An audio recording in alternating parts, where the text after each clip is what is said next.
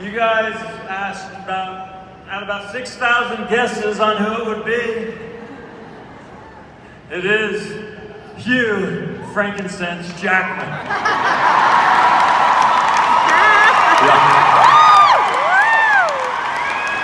I'm going to adopt that as my rapper name. You can call me Frankie. Call me Frankie. So that was your first question. Who is it going to be? Your second question, and now many of you are very upset with me as you showed as I walked out. Why is Jowers with Jackman? Why is it not me? You think it should be you, I can tell. Well, we're not all that different. You can see this. We all got our side hustle. I don't know why you're dressing up as Thor, but I mean, you do know I have hung up the claws. Like, there is Life after that? well, someone's got to play Wolverine after me. I'm just saying, you know. Ryan Reynolds begs to differ. Yeah, Ryan. I wouldn't be surprised if Ryan is here. He's literally stalking me. It's embarrassing. Is it just me? Or does Kirk look a little Liam Neeson? What do you think? There's a little bit of Liam Neeson there. I have a special set of skills. You do? Yeah. Can you do that by the phone call? I will get you. What is it? I don't know what that. Remember, you taken Liam Neeson? Come on, give it to me. I will find you. I will find you. I have a special set of skills. Is that right? Is that right? I hope so. What do you think? Can you take over? Taken 4. I want to try another. Well, let me try another line with you now that you're letting me get into the acting business. Okay, all right. Logan. But I gotta get more serious. Logan. When they come out, does it hurt?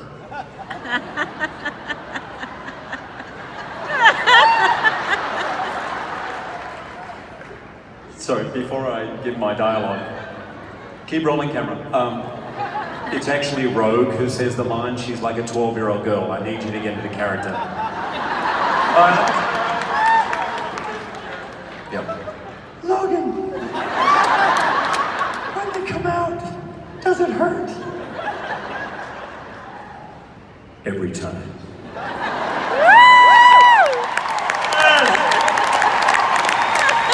My work is done. Sorry, Anna Paquin.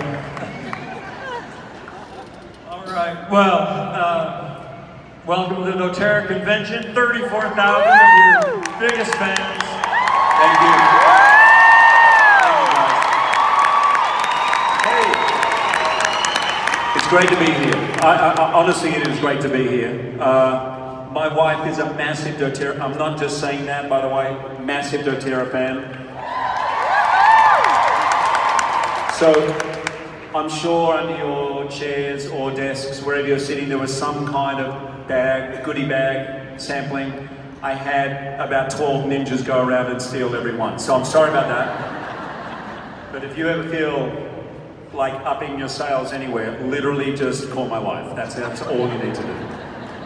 One of my favorite, last night I went to the best concert of my life. I've been to about 100. U2, The Who, Rolling Stones, Killers, One Republic, you name it.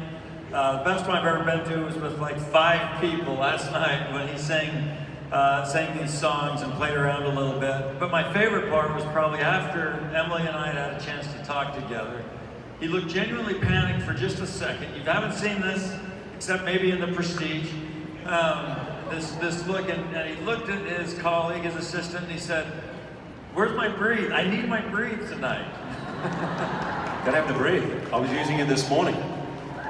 Oh yeah. You gotta have a little eucalyptus every single day. Any Aussie will tell you that. That breathe, that is magic stuff. But actually, seriously, where is my breathe? Like, where is that? Breathe. Breathe with the breathe. So, my kids and I, Chris and my 5 kids, we've seen all your movies. My favorite big movie is The Prestige. Hers is Les Mis, which she loved that song. A lot of my kids and Emily love The Greatest Showman. Great Cook, another one of our own. Seems like that's winning. Loves Van Helsing, which is up in my top 5 for sure. But you guys are dating yourself if you whoop that one. I just saw it recently. I'd never seen it before. Yeah. A lot of hair. A lot of hair in that movie. Was your hair real in that? No. Okay. I gotta tell you, it was extensions. I just really feel for all the women in the audience who go through with extensions. It's just a lot of work. And when you wake up the next morning early for work, and your wife, as you're saying goodbye, looks at your pillow and there's an extension falling out, it's not sexy. It doesn't work. It's really not good. But my all-time favorite Hugh Jackman movie, many of you may not have seen, 2009 documentary, Ducali Stream. Thank you. It is obviously his very personal story, but it's really, if you see it, it's really all of our very personal story. You met a man by the name of Ducali in Ethiopia. It changed your life, and now it's changing thousands of small farmers' lives. Can you tell me a little bit about that? I mean, the synchronicity with dōTERRA and your co-impact program is incredible. We started about the same time, Laughing Man Coffee, as you guys did. You guys just grew a lot faster than us, but don't worry, we're going to get there. But I went to Ethiopia with World Vision, and we were making a documentary. That's what we went to track fair trade coffee and what a difference, what the journey is to the cup, but what a difference that makes, that choice makes for a consumer on the farmers and the communities who support the farmers. By the way, can I share that phrase, farmers first? I heard Corey talking about it. Farmers first. That is a great, great phrase. Do you mind if I share that one? You get part of that trademark. Thank you. So, Ducali has 5 children. He had a 6th on the way, now has 6. And he was climbing out of the cycle of poverty that his family had been in for generations and generations. And I said to him, as I worked with him one day in the field, I will help you. I'm not sure how. I want to get your story out. I want to tell people what a difference this is. And I was committed to the idea of a hand up and not a hand out. That's one thing I really learned when I was there. And of course there are times when we have to, give a hand out in moments of crisis, but for real long-standing change, it has to be a hand up. So I came back, and soon after, I had this idea after reading the book from Paul Newman about, it's called Shameless Exploitation in the Pursuit of Common Good, and it's the story of Newman's Own. And we started this coffee company, and we directly started buying coffee from Ducali. We gave him, like you do with your growers, a way better price than he would get in the market. And we developed those relationships and started investing in the community. I'm very proud to say, just last year, first of all, let me give you a little update on Ducali. He's a leader in his village. He has now tripled his farm size. He also has a cafe, so there's not a great growing season. He has another form of income. He has 6 very, very healthy children. And we stay in contact via letter.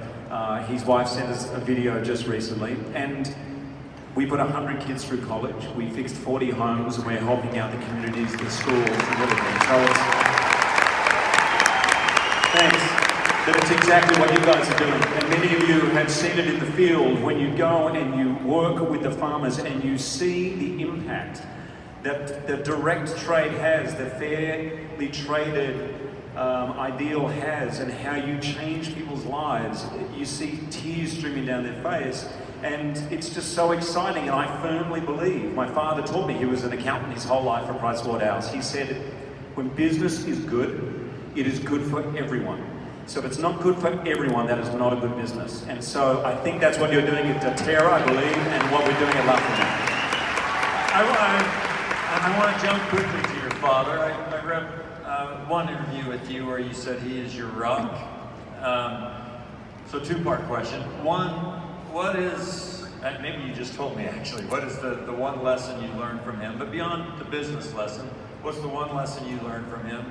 And then 2, what is the one lesson, you have 2 children, Oscar and Ava, they're getting closer and closer to independence.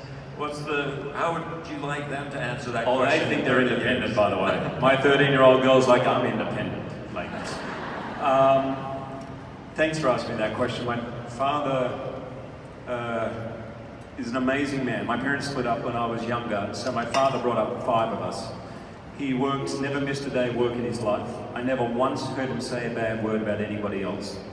I'll tell you a little side story. Whenever I think of my dad, he was always so supportive of me, being an actor. He thought I was a little thin-skinned, but he said, you better toughen up. But he was always supportive, and there was one time when I was performing in Carnegie Hall, and I was very nervous. The first time I'd sung in America, we were doing Carousel, and my father flew 24 hours from Australia. He did actually take 3 days off work. He flew 24 hours from Australia, he arrived, saw the concert, got straight back on the plane, 24 hours straight back to the office. And on his way